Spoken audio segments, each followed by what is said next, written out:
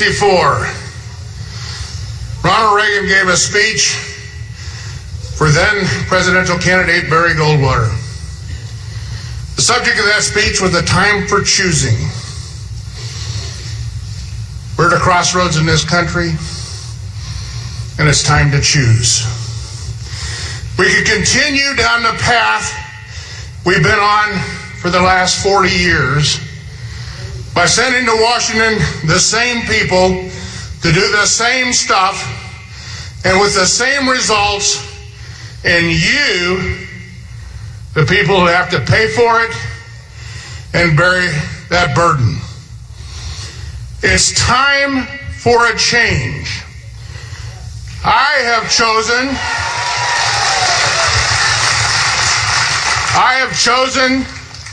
to follow an individual who has the will, the courage, and most importantly, the leadership to go to Washington, D.C., dispense with a special interest, and represent the only special interest not represented there, and that's you, the American people.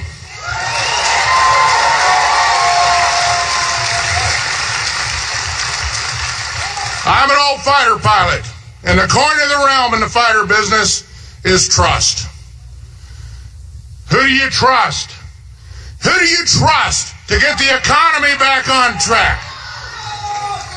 Who do you trust to fix immigration? Who do you trust to get the United States back in the forefront of all things in the world so that we lead the way and not from behind?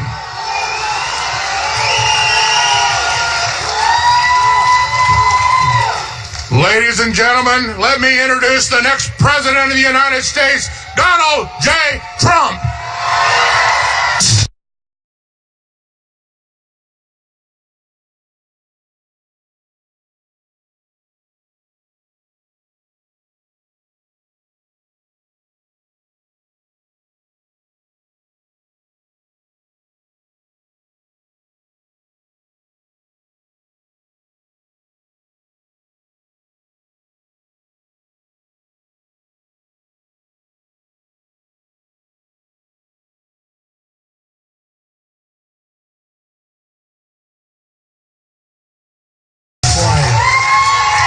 What a good job. What a beautiful introduction from Sam. Between Sam and Chuck and our staff, we have something really, really special going on. So here's what happened. I was not supposed to make it because the weather was really bad. And they said, Mr. Trump, I don't think you should fly today. I said, I'm not going to let Spencer down. We're not letting you down. So here we are. Here we are. It's been really an amazing period of time. What's happened? CNN, you saw, I guess, did everybody see the poll that came out yesterday? We are. And where's my Tana? She's some here, but I'll tell you, from The Apprentice, she has been working 24 hours a day.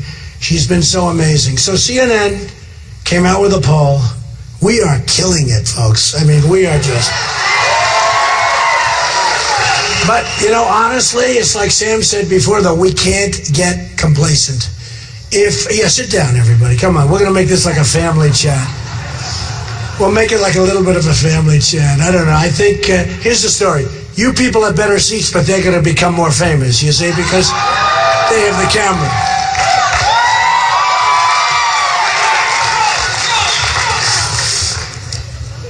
We have got problems in this country. We have got a hidden enemy. We've got an enemy that doesn't wear uniforms. We've got an enemy that's very vicious, very violent, very sick. And we've got to take him out. And we've got to take him out strongly. And we don't need people that are politicians that complain about my tone. Like Jeb Bush said, oh, his tone is a little bit tough. Tough. A little bit.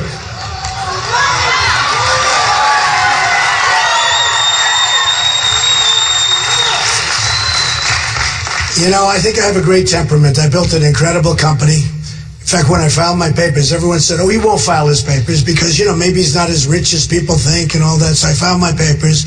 And actually before that, and I tell this story, I was in New York, and it looked like the Academy Awards down in Trump Tower. There were so many cameras, I've never seen anything like it. And you know they all want us to do badly, okay? You know, because the press is unbelievably dishonest. Unbelievably. Most of it. There's some good ones. But most of it. Unbelievably. I could tell you, I think I'll write a book about them when this whole thing is finished.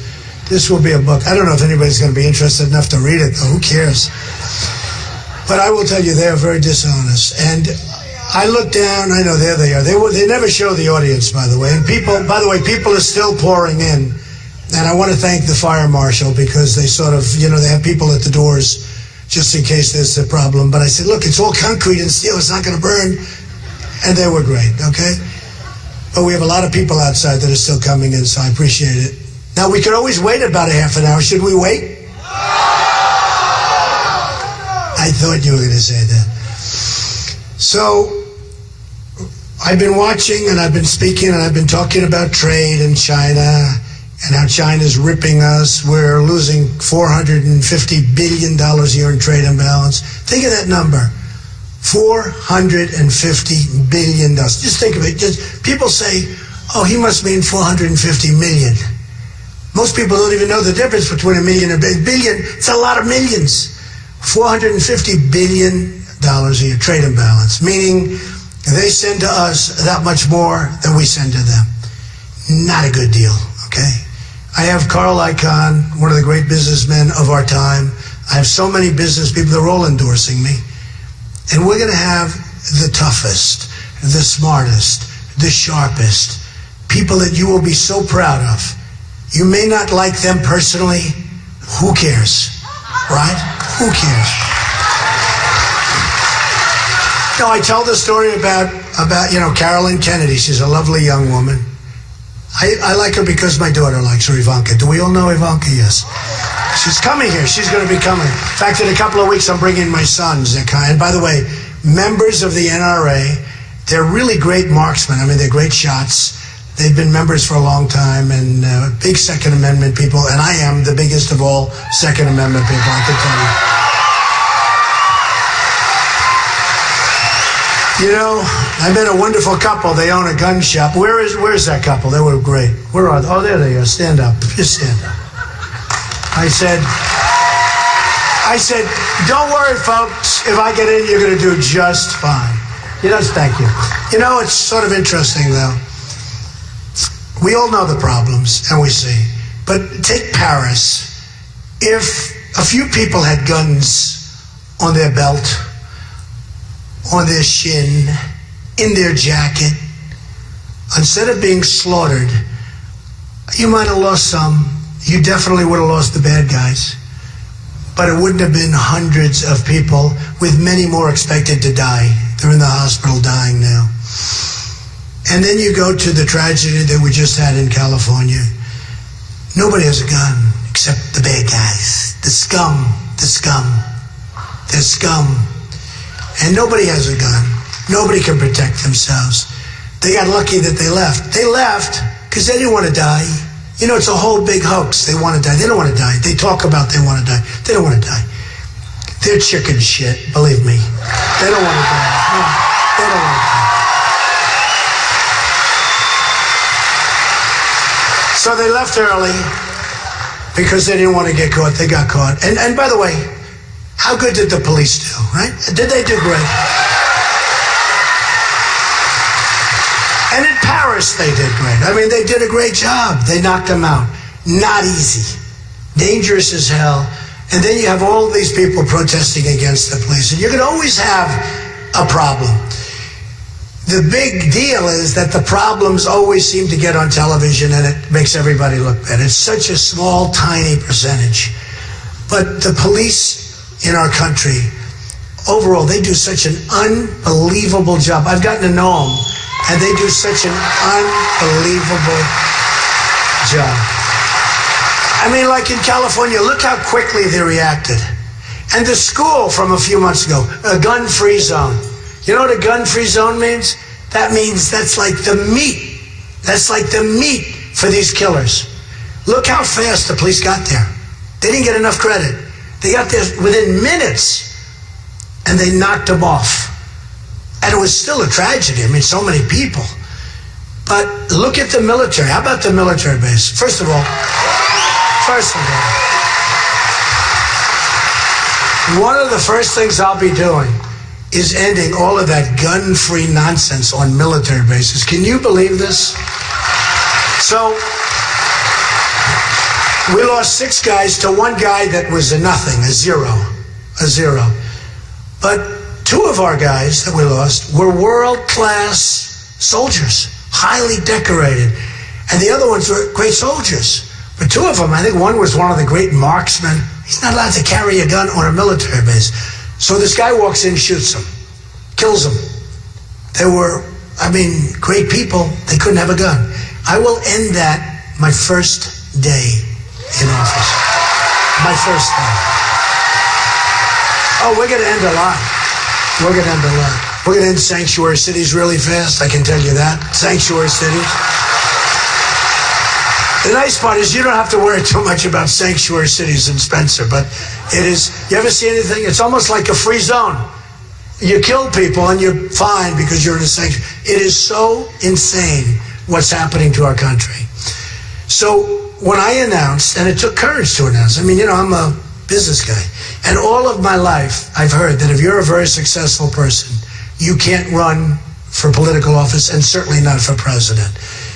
And I understand it, and a lot of it's because of the people back there, but I understand it. But I said, I don't care. And I made the decision. The head of Comcast, a great guy, Steve Burke, came to my office a couple of weeks before I announced, and he said, Donald, we want to renew The Apprentice. Now, people would say, oh, that's a lot of money. Even if you're rich, it's a lot of money. It at least pays for my airplane fuel. That's a lot of money. But he said, we want to renew you for a long time. And I said, I can't do it because I'm going to run, I think. Because I wasn't sure until I got on that escalator. Remember the famous escalator? Hopefully that picture on the escalator goes down in history as being a really important day for this country in a very positive way. Right? Hopefully. But I said to my wife, Melania, I said, well, look at that. And you look down at that garden level of the Trump Tower in New York, and I said, boy, that is a lot of press. You couldn't even get the press. It was so much. Honestly, it looked like the Academy Awards. So she came down in her white outfit waving, and I came down. I just took a deep breath. I said, all right, let's do it. Come on. We got to straighten out the country. It's so bad what's happened. It's so incompetent. We're run by stupid people. They're stupid people. They're stupid people. Whether it's Sergeant Bergdahl, where we get a dirty, rotten traitor, 6 people were killed looking for him. And now he's not even going to get a sentence, it looks like. Can you believe it? 25 years ago, he's shot. 50 years ago, they don't even wait a week. 70 years ago, they do it the first hour, right? He knows. Today, they announced probably he'll be receiving no punishment. Can you believe it? 6 young, great people, soldiers, killed looking for him. He deserted. So here's our deals. And these are the same deals we make with Iran, the same deals we make economically with China, Japan, Mexico. We get Bergdahl, a dirty, rotten traitor who's no good, and they get 5 of the biggest, worst killers that they have in that part of the world. And those guys are all back now on the battlefield trying to kill everybody and us. And that's what we get. And that's the way we negotiate. And we knew. I said, well, they must have made a mistake. They probably didn't know he was a deserter. He's a dirty, rotten traitor. And they knew because they had a general and a colonel interviewing his people that he worked with, that he was with. And they said, no, he deserted. So they knew before we met, and they made the deal anyway. I don't know what's with these people. I don't want them. Maybe we can send them back. Let's fly them over, and we'll dump them right in the middle, throw them out of the plane. Should we give them a parachute or not? I say no. No, don't give them a parachute. I don't want it. Why would we want to waste a parachute? See, we don't run our country actually with love. We're not treating our country right. We're not treating the people of our country right. When you do things like that, you're running it not with love, you're running it with stupidity, but you're running it with almost, there's a certain hatred that you're just doing the wrong thing. And the way we negotiate is, I use Bergdahl as an example sometimes, because while it's not an economic thing, although it actually is to a certain extent, that's the deals we make. We don't know how to make deals. I was going to tell you Carolyn Kennedy, she's in charge of Japan. She's the ambassador to Japan. She's a wonderful young lady. I mean, my daughter thinks she's very nice, so I like her. That's all I know about her. When Ivanka says somebody's nice, that doesn't mean I'm picking her to negotiate on cars by the millions. But I don't know if you saw 60 Minutes. So I was on 60 Minutes recently, and Putin was on the same night. We got along very well. We never met each other. He was in Russia, I was in New York. Well, we got along, and they got great ratings that night too, I'll tell you. We can do fine with Putin. But with Kennedy, they had her in 60 Minutes because she's the ambassador to Japan. And I think I'm telling the story pretty much like I remember it. She walked in, she went into the White House. She said, I'd like a job. I'd like to help, which is very nice. And they said, oh, what would you like to do? She said, I don't know. They said, how would you like to be the ambassador to Japan? She goes, really? She couldn't believe it. What a job. Wouldn't you like to get, I might even take that job. That's pretty good. Look at that lady. I love you the way you hold that book up. Stand up, darling. Look at you. That's love. I know she's voting for Trump. Look at us two. No. I love her. The people are so amazing. I just see the way she's holding that book. Thank you, darling. Appreciate it.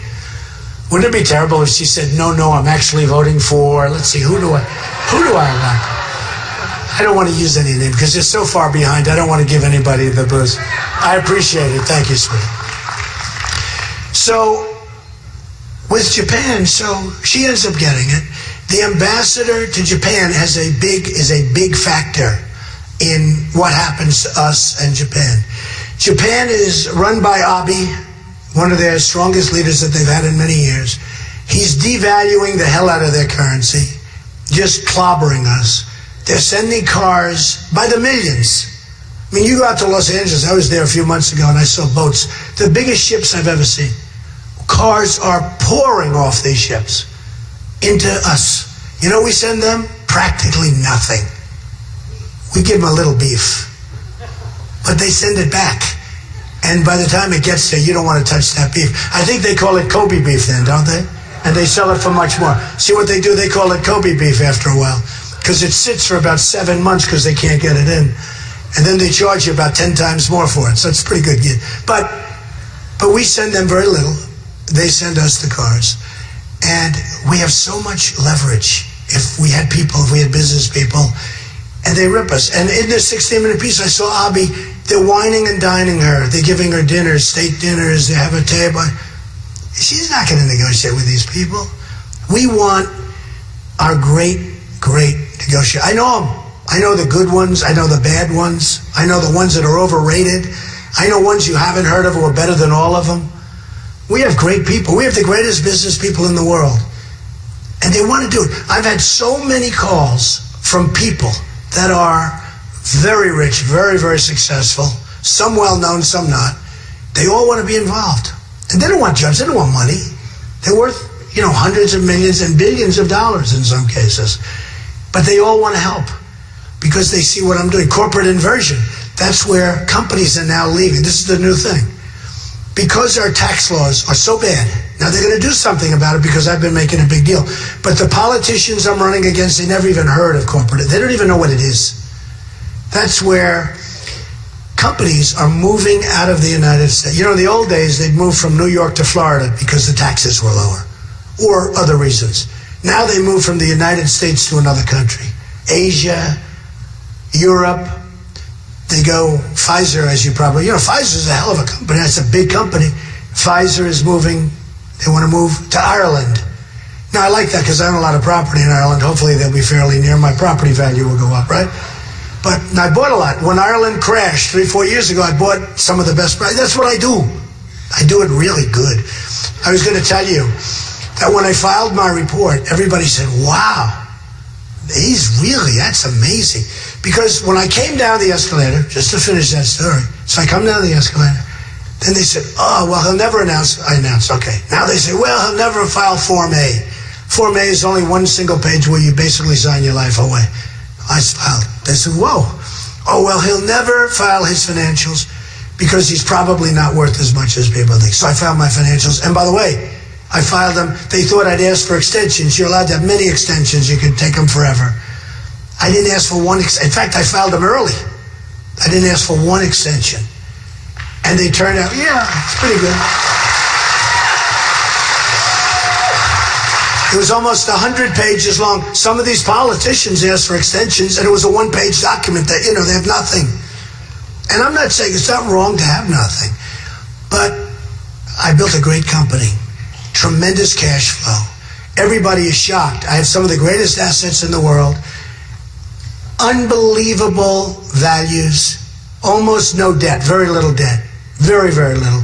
And I'm not saying that in a braggadocious way because I don't care about that.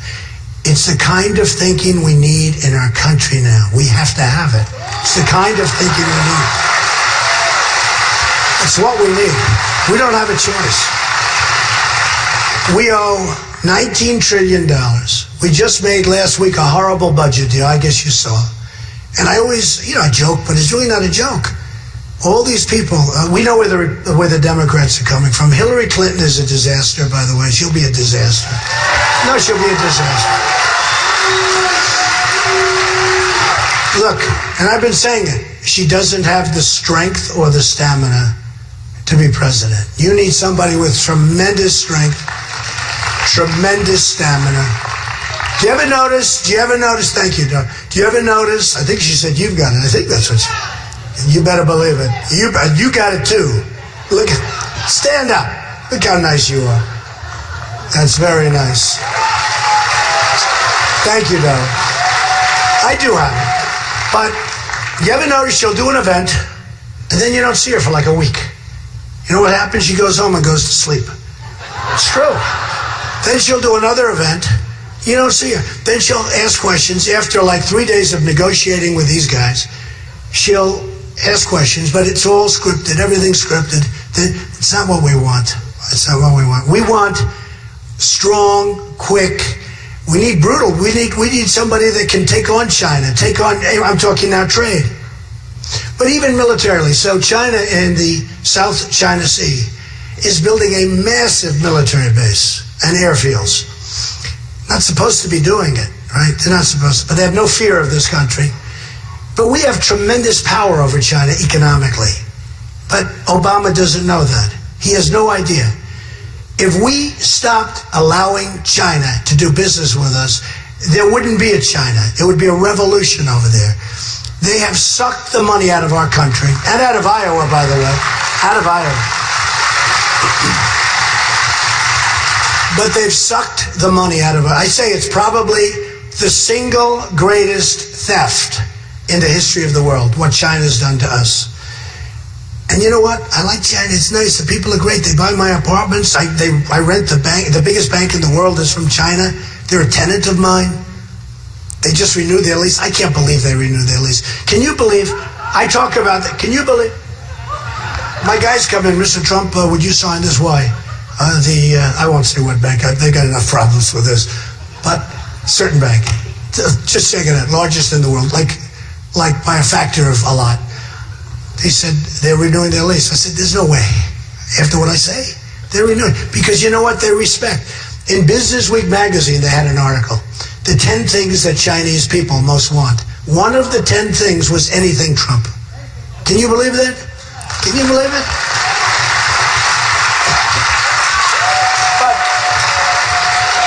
But that's because they're smart. They know. I have a lot of friends from China. And they can't believe they get away with what they're getting away with. They can't believe it. They say, Donald, I don't believe we can get away with this stuff.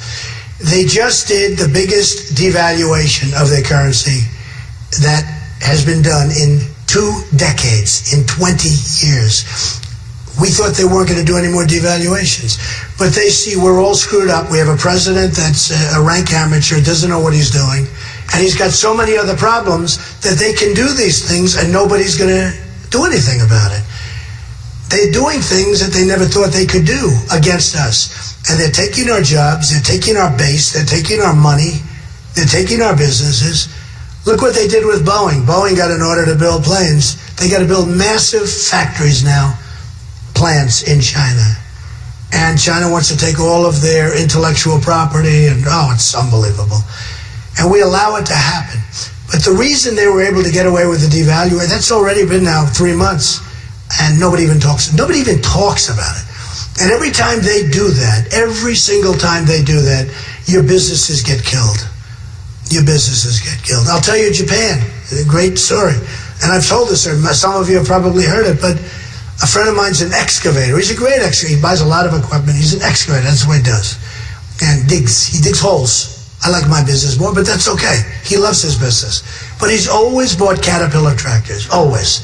And by the way, speaking of tractors, so you know I'm a very large customer of John Deere right here. I give them millions and millions and millions of dollars. You would be shocked and probably disappointed in me if you found out how much money I pay to John Deere. But it's a great company. But my friend always bought Caterpillar tractors. Always. A long time. And he's got a great company, a good company. I would want it, to be honest. But for him, it's good. And he buys Caterpillar tractors, and fine. So I see him one day, and he doesn't look so happy. And he felt guilty. He said, I feel guilty. Why? I just bought a tremendous order of Komatsu excavators. I said, whoa, why? You've always bought Caterpillar. He said, yeah. But Japan had devalued the yen to such an extent, it was so massive, that Caterpillar could not compete. I said, which is a better product? They're both good. Honestly, Komatsu is a good product. I know Komatsu. Caterpillar is a little bit better. But he got such an unbelievable deal, and he felt badly about it. He said, but I owed it to my wife. I owed it to my family. I owed it to my employees. I have to do what's right. And I said, there we go. And take a look at what's happening with Caterpillar. Take a look. Just look. They're having a hard time because countries are devaluing their currency. China has played it better than anybody in the history of the world. And think of it. We owe right now China $1.5 trillion. Okay, think of it. We owe them money. They rob us blind and we owe them money. That's like a magic act. We owe Japan the same thing, $1.5 trillion. They sell their cars, keep selling. And what people don't understand, we have all the strength. If we say, look, you're not treating us right. We can't have these imbalances. It's got to be fair. We don't have to it's got to be fair. We can't lose. In Japan's case, it's $75 billion a year. We're talking serious money and serious numbers of jobs. And you have the right messenger. You have the right person talking. I will tell you, you will do that so easily. So I just wanted to say that all of this has been my speech for the last 5 months. And it's done well. It's taken me to the top of the polls. I think even the folks there will mention, for 5 months, whatever the time is, I've been at the top of the polls. They're saying, when is he going away? I love these people. They wish.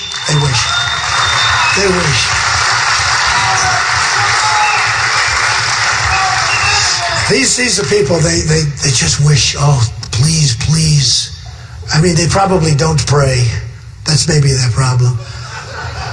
But if they did, they'd say, please take them away.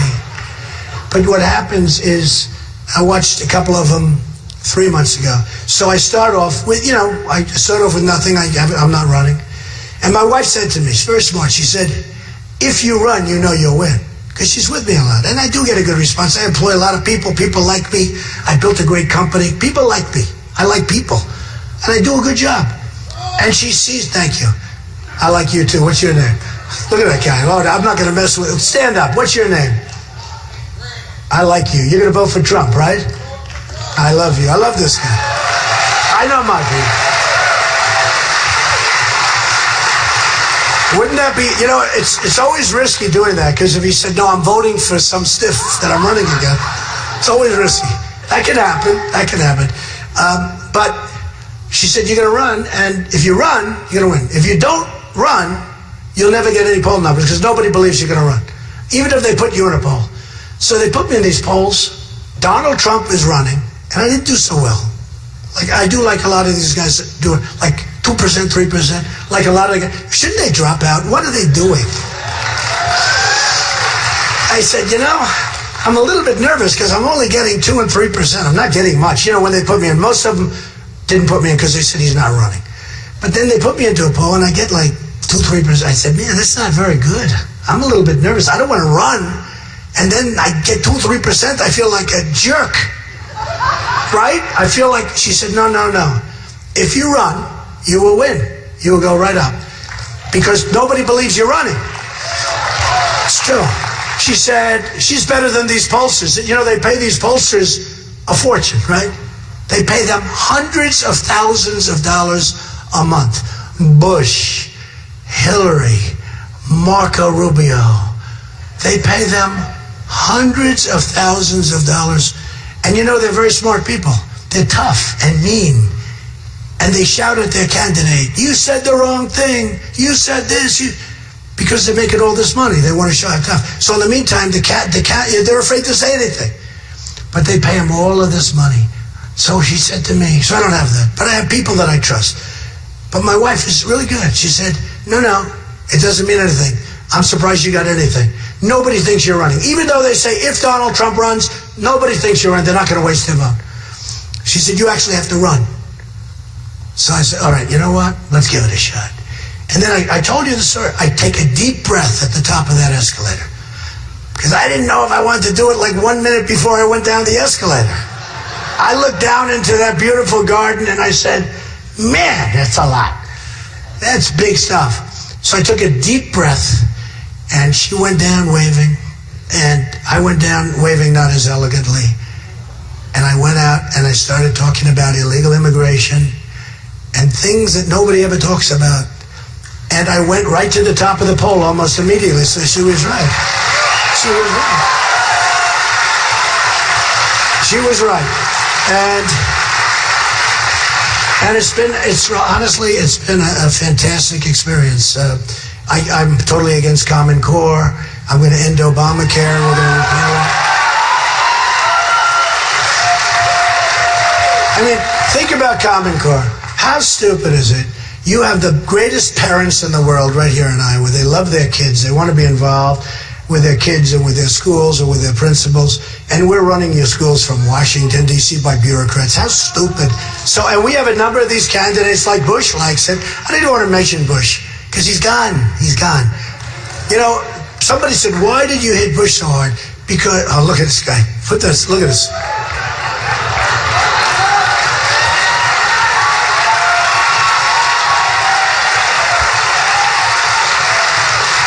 it's because when I started, Bush was expected to win. And then it was Walker was expected to win. And then it was another one that was, and I just went through them like bong, bong.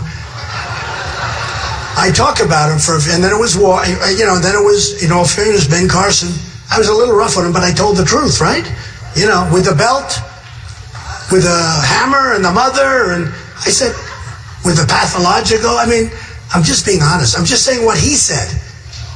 I said what he said. And he's a nice guy, too, and I like him. But I went through, and I just tell the stories. And by the way, I have plenty of ammunition left for the ones that haven't quit yet. We have a lot. No. Actually, a couple of them, they just wrote a story about that everybody that's come against me has gone down like a rock. That should happen for our country, right? That should happen. But if you think about it, it's sort of fun. I love you people. It's sort of fun because we're all the same. It's like, it starts off with Perry. I thought he was a nice guy, governor of Texas, right? And all of a sudden, and he was very nice, Mr. Trump, and, about 2-3 weeks, he's not registering, but he's at about 5 or 6 or 7%.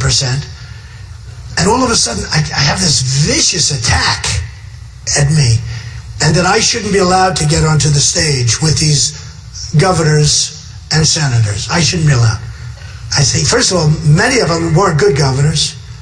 And some of them, like in all fairness, Rubio doesn't even vote. If I were in Florida And if I put my faith in a young guy where the ink isn't even dry on his election, now he wants to run for president, and if he didn't vote, I tell you what, I'm going to have such an easy time beating him in Florida. And to be honest, look, Bush is doing badly in Florida, and so is Rubio, and I'm winning by so much, and people were like surprised. But if I were a person in Florida, I mean, I'll tell you already, there are other things I can say, but if I send a young guy up to Washington to represent me, and he virtually never goes, he's got the worst voting record in the United States Senate, and last week they had a major meeting on Homeland Security. How important is Homeland Security? And he didn't want to go. He went to a fundraiser instead in Los Angeles, so he didn't go. I think I should win Florida pretty easily, to be honest with you. And he's not going to be able to do it. He's not going to be. That's not the guy. So with all of this, and I see what happens, and I ran, and I've been number one from the beginning, and it's been an amazing experience for me. I got a call from one of the great writers of the world. He's, not of my persuasion, meaning he's a very liberal guy, but he's a highly respected person. I won't use his name because I don't know if I can. And he called me because he wanted to ask me a question fairly recently. He said, Mr. Trump, and I have a lot of respect for this guy, actually. Mr. Trump, how does it feel? I said, how does what feel? What you've done. Because in the history of politics, nobody has ever done what you've done. You're an outsider. You're a business guy. Business guys weren't supposed to be able to do this. You've been leading the polls. It was the summer of Trump. This was 2 months ago. It was the summer of Trump. I said, well, now we'll see if it's going to be the autumn of Trump. He said, but how does it feel? I said, doesn't feel anything. I don't feel anything. Because unless I win, it's just a waste of time. He said, no. Even if you don't win, what you've done is an incredible thing. They're talking about it all over the world. And I said, no, I disagree. And I said, I disagree with you. Respectfully, I disagree. If I don't win, I've wasted my time. I really mean that, because I won't be able to do anything.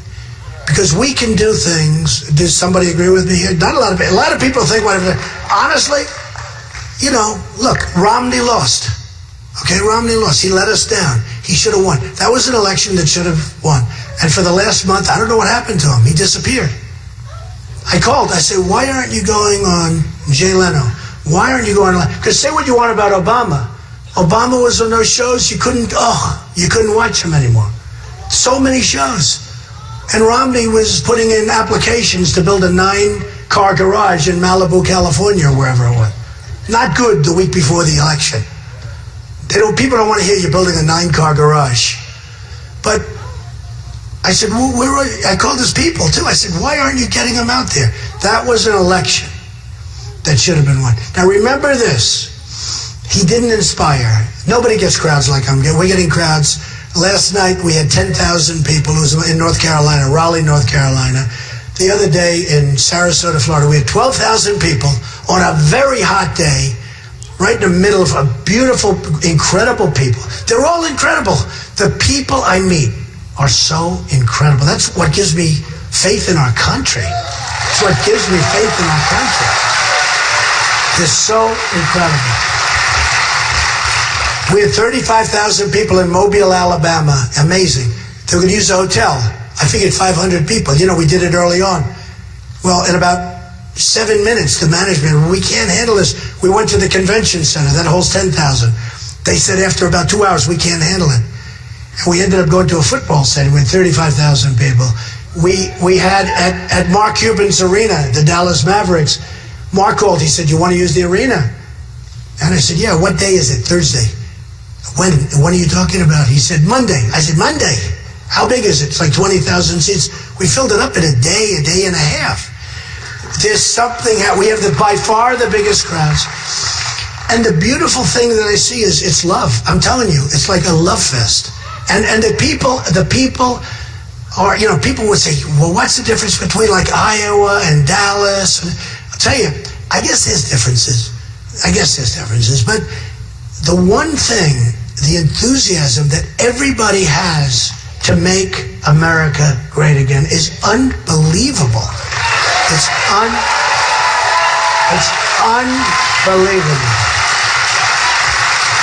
I've never seen anything like it.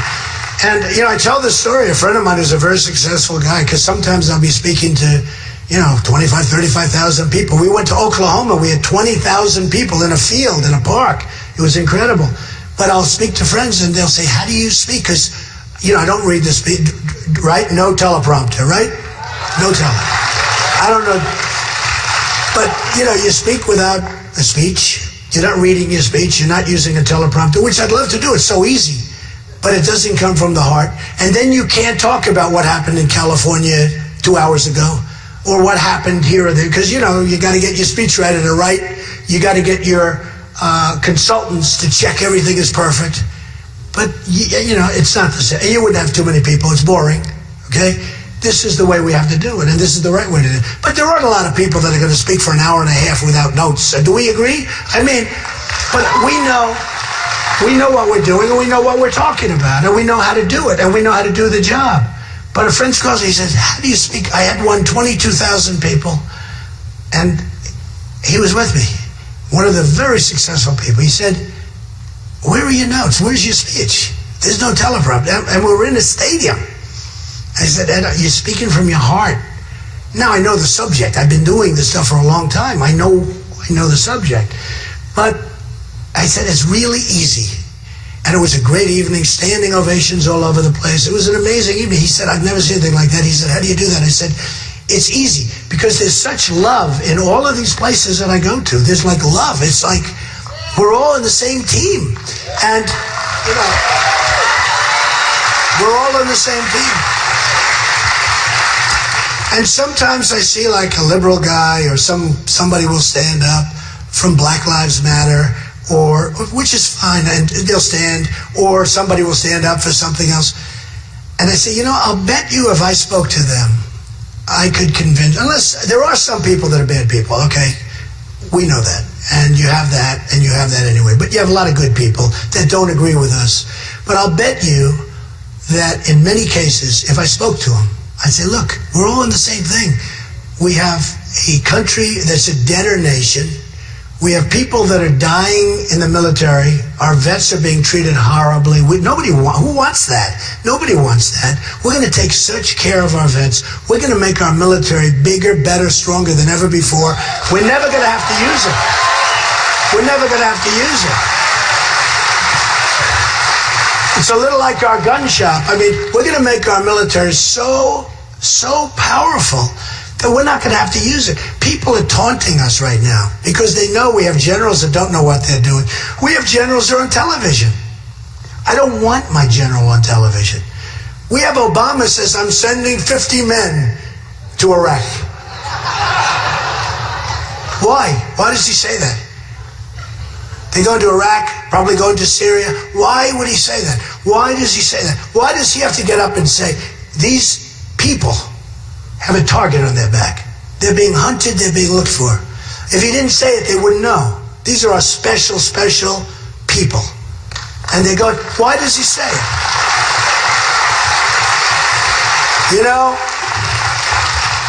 We're led by stupidity. I'll tell you something.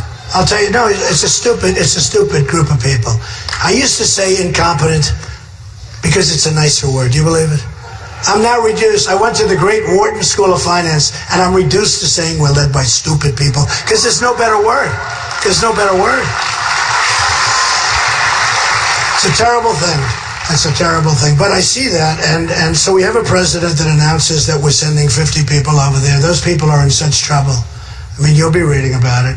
We have a president. We shouldn't have been to Iraq. I said a long time, and I should get points for this because I'm the most militaristic person in this room.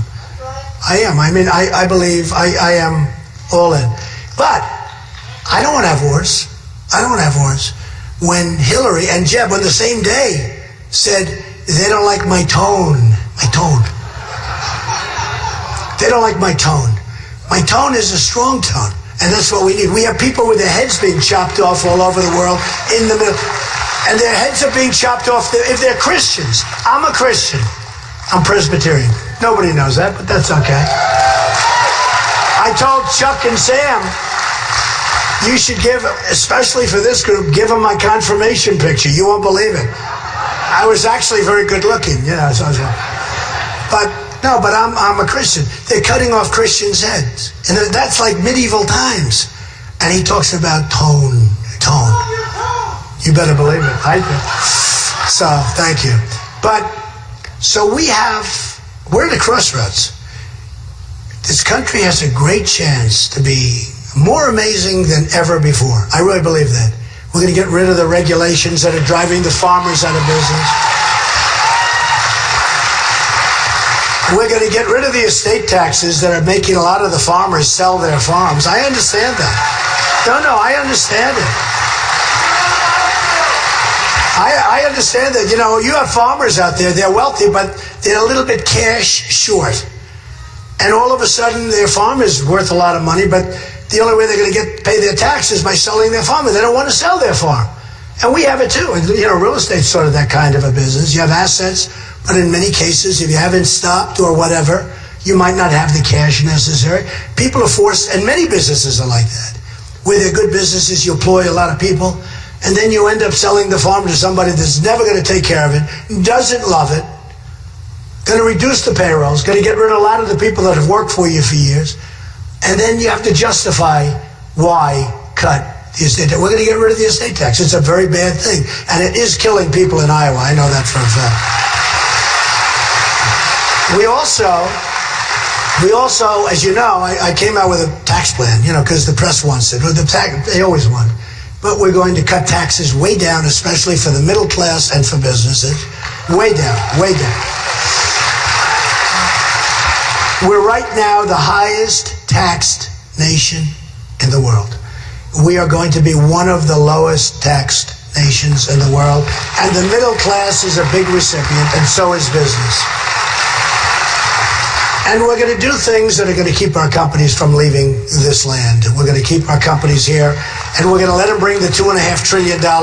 You know, they have $2.5 trillion at a minimum overseas. They can't bring their money back. They can't bring their money back. And you know, the Republicans and the Democrats both agree they should be able to. For 3 years, they can't make a deal.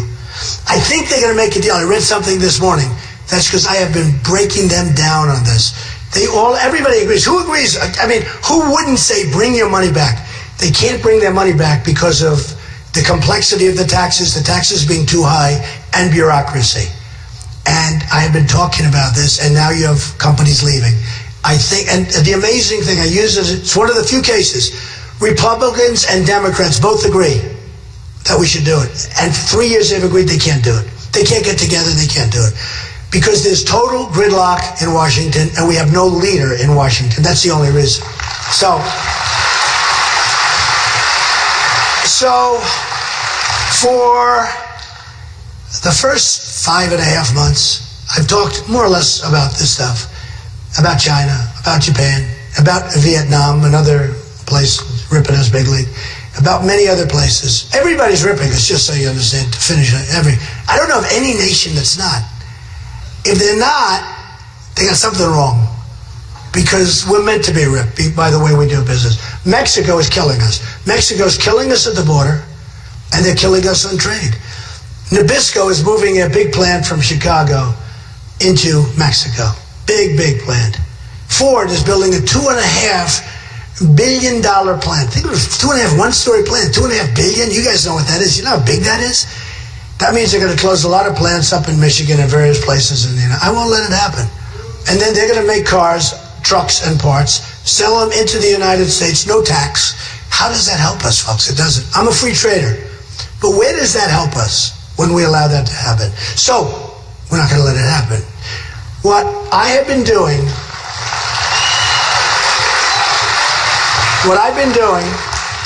for the last, and I've been talking about the economic things. Then we had Paris. It's almost 2 weeks now. So we had Paris.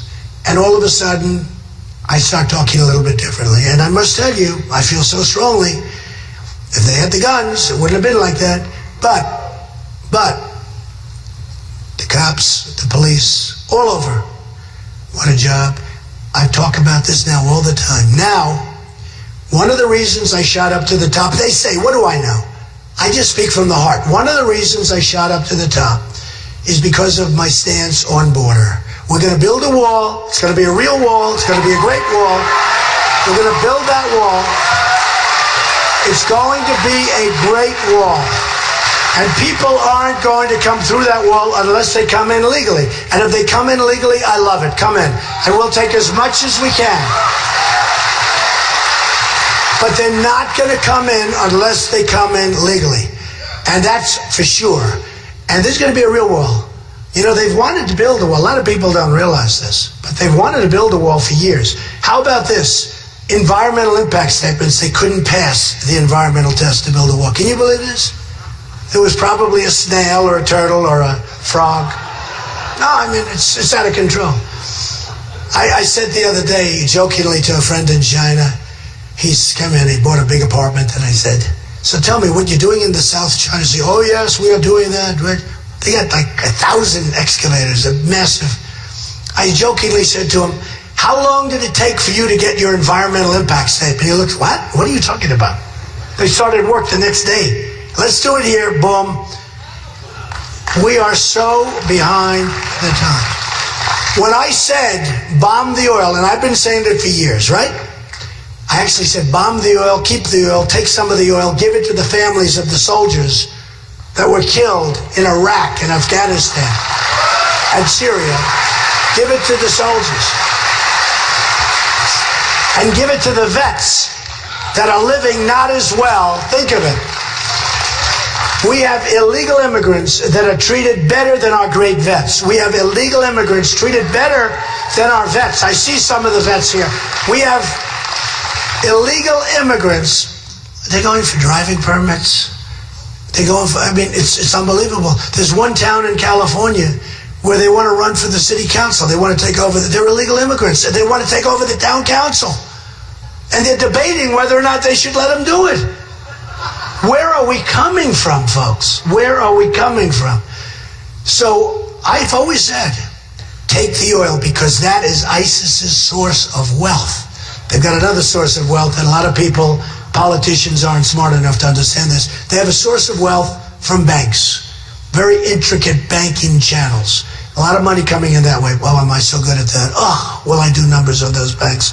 I know so much about the banks. I mean, who's done better than me with banks? I mean, think, who's done better? I'm the king. I'm the king of banks. I am the king of banks. So I said, knock out the oil. It's the source of wealth. It's the primary source of wealth. Knock the hell out of it. They all laughed. They came out the other day and they said, you know, a few weeks ago, and one of the generals was, well, he was told by Obama what to say. Because Obama is like our general. Can you believe it? We don't even listen. I honestly believe he's like running the war. He doesn't know what the hell he's doing. And they said, oh, that wouldn't work. That wouldn't work. Well, they started bombing the oil right after Paris, right around Paris. And you look at what's going on. So they want to bomb the oil. I said, no. You got to do one more step. You got to bomb the oil, and then you got to keep it. Because to the victor belong the spoils, right? So we spend $2 trillion in Iraq, wounded warriors all over the place. We have soldiers so badly hurt, thousands of lives lost. Iraq, we get nothing. Nothing. Iran is now going over to take over Iraq. That'll be a better deal than they just made with the nuclear, where they get $150 billion. And they basically don't even have reporting requirements. I mean, if you think about that deal, think about it.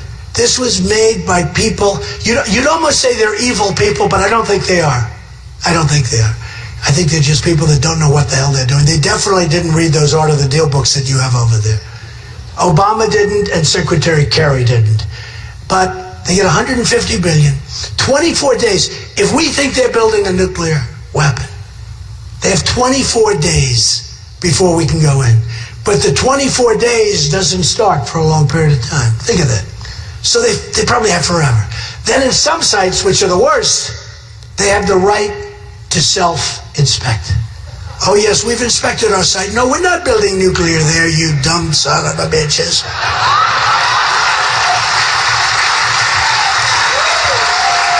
So sad.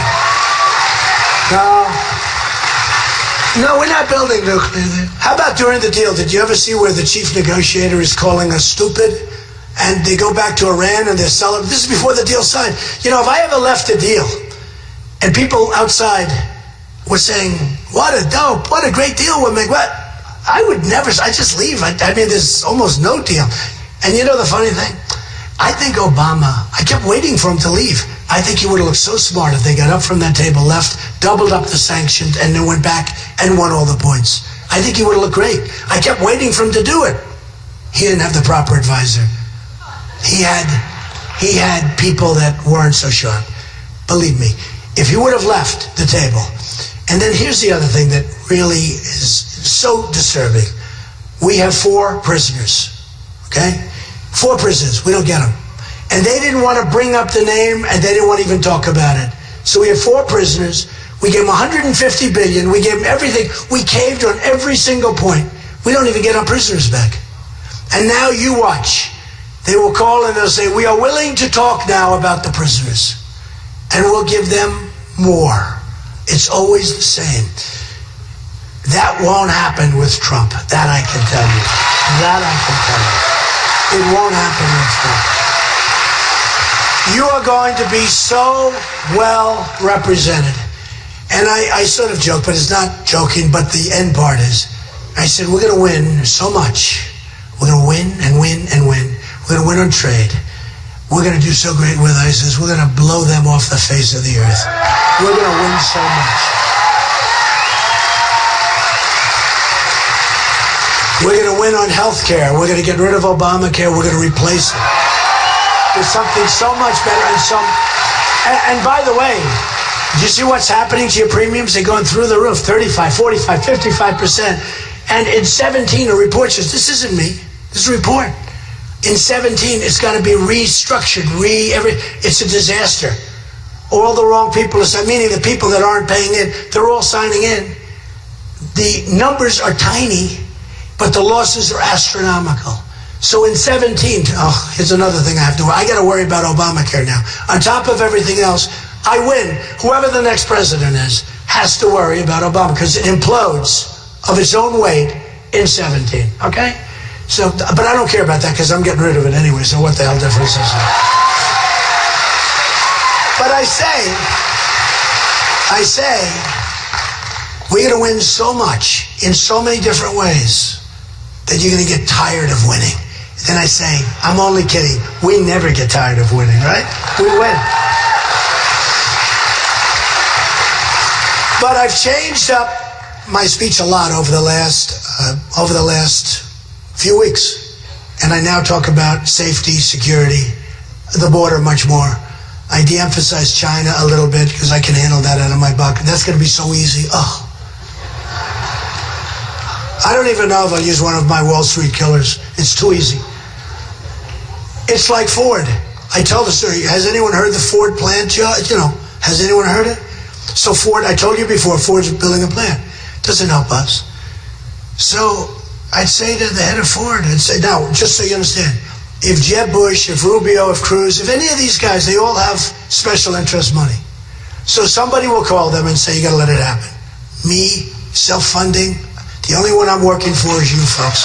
I'm the only one. I'm the only one. Nobody's going to control me except you people. Because I don't care. I built this great business. I don't care.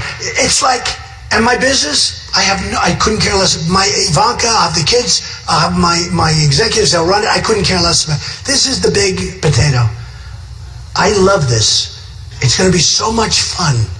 And it's going to be easier than you think. Now, we got to do it fast. We can't go through another 4 years.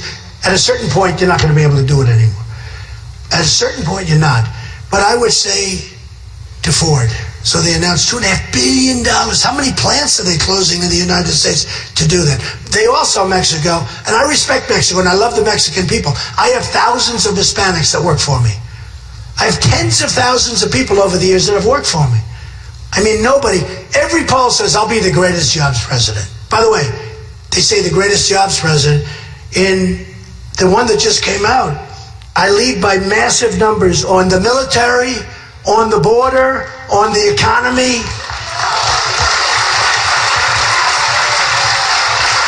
The only thing I don't think I do as well on is personality, but I think I have a good personality. Who cares? Who cares? Right? You know, it's like, who cares? I'm actually a nice guy. I love people. But who cares? If it's not about, it's about the economy. It's about the military. It's about making us great again. We have some nice people. I don't care. We need smart, tough, sharp people because we're being destroyed. We're being destroyed. So it's very much switched up. So it was very interesting because when the tragedy in Paris happened, many of these idiots that are on television, they get paid quite a bit of money. We call them the talking heads. They said, oh, there's been a terrible problem in Paris today. Trump will go down. And I went way up. Because they say he's the strong one. He's the one that's going to protect us. He's the one that's smart. He's smart. He's the one that's smart. So I go up. Do you ever notice how many times was I supposed to go down? I won't tell you the events because you might think too much about them, right? But how many events where Trump is going down, this should be the end. A week later, the polls come out. He's up 7 points. What happened? That's happened, what, about 9 times now, I think, right? I don't know. I'll tell you what has happened. I love this. I love this size room, too. It's like a family chat. It's good. No, it's true. You can't get the same feeling in a stadium. You know, when you're in a stadium and you're talking, you don't get, this is like a family, this is like a fireside chat. I love it. I love it. I love the people. Great people. They're great people. I know you people. I know. I'm the same thing. If I were here, I'd be doing the same thing as you. I really do. I understand the people. But when you look at it, so they've told me and they've told everybody so many times, and they're so devastated. Now, they're devastated because they look so foolish, because they've been saying, well, he won't run. I ran. Well, he won't file Form A. I filed Form A. That's life away. Well, he won't file his financials. File my financials and they're through the roof. Well, he'll only last for a month and then he's just going to have a good time. And then he's going to go away. Do you ever hear that one where I'm doing this because I'm going to have a good time? This is not a great time. I mean, it's 100 degrees up here. I'm sweating like crazy. Got laryngitis. I got everything. And I'm having a great time, right? It's great. But I do have a great time. But they said, how about that one? They said, he's doing this, have a great time. I'm not doing this, have a great time. I'm doing it because we can do something that's so unique. We can do something that's going to be so amazing. We can do something that when you remember this meeting in a couple of years from now, you're going to say that was the start of something great. We're not going to take this nonsense anymore from these totally incompetent politicians that don't know what they're doing. And I see them, and I deal with them. I mean, look, I've dealt with politicians all my life. You know, people said, well, Trump is not political. You know how much? I gave last year $350,000 to the Republican Governors Association. I never even got a thank you letter. They took the money, gave it to all these people. I never even got a thank you. I've dealt with these guys my whole life. I've been on the other side. I was the fair-haired boy. Now, I'm like an interloper. But I love it. I'm having such fun. And the reason I'm having fun is because I know what we can accomplish and what we can do. Okay, so we're running. You've got to get to the caucus. You've got to get there. You've got to get, even if you're not feeling good, if you're feeling horrible, if you had a horrible fight with your wife or your husband, could happen. If you caught your husband cheating the night before, you've got to go to the caucus. Right? Right? And vice versa. Got to make it a double. You've got to get there. You've got to get there. You've got to get there. Because we can't take a chance. We're on the cusp of something that's going to be so great. With common sense, with smarts, with love, with dedication, with loving your country. We have a chance. We have a chance to do something so incredible. So I just want to say, if I get in, we're going to do great. Well, I appreciate it.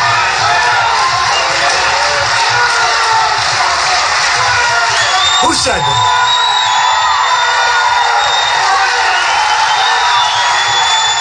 Well, I'm trying to be modest. Actually, somebody from CNN asked me today, what do you think your chances? You know, the poll, I think we're 20 points above, we're way up. Is it 20? Yes. Can you believe it? We're 20 points higher than the next guy. Can you believe that? That's a lot. You know, if you think of it, think of this. We had 17, they've gone by the wayside. Okay, couple of them.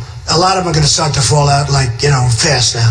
But when you think of it, if you're at 36%, and then on the bottom issues like security, economy, leadership, I'm much higher than those numbers.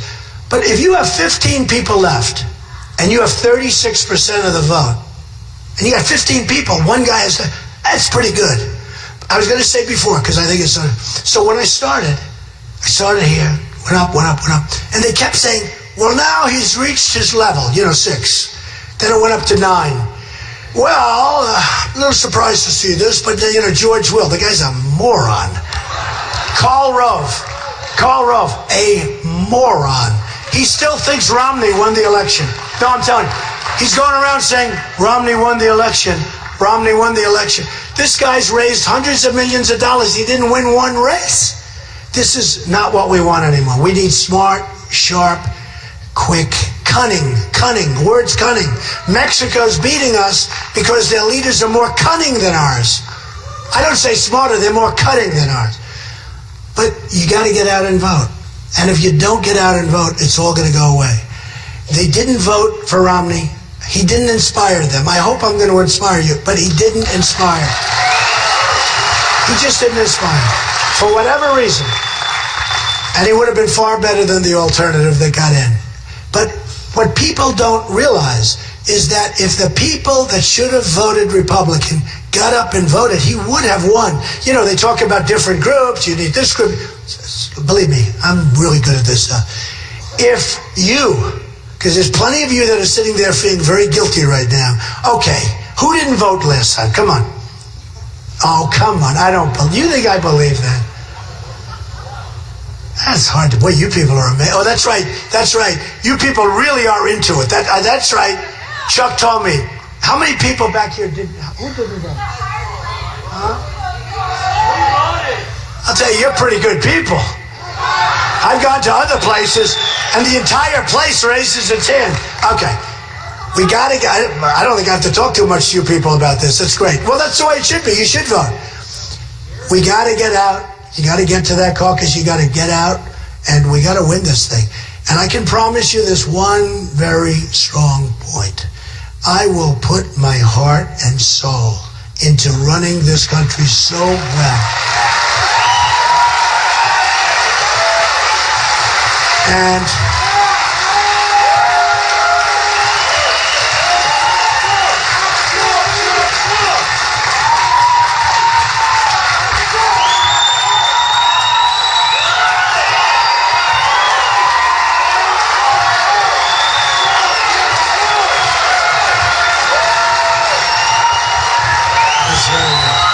very nice.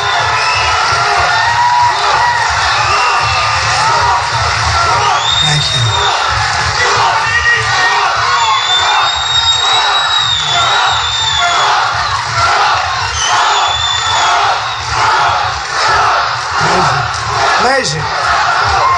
Amazing.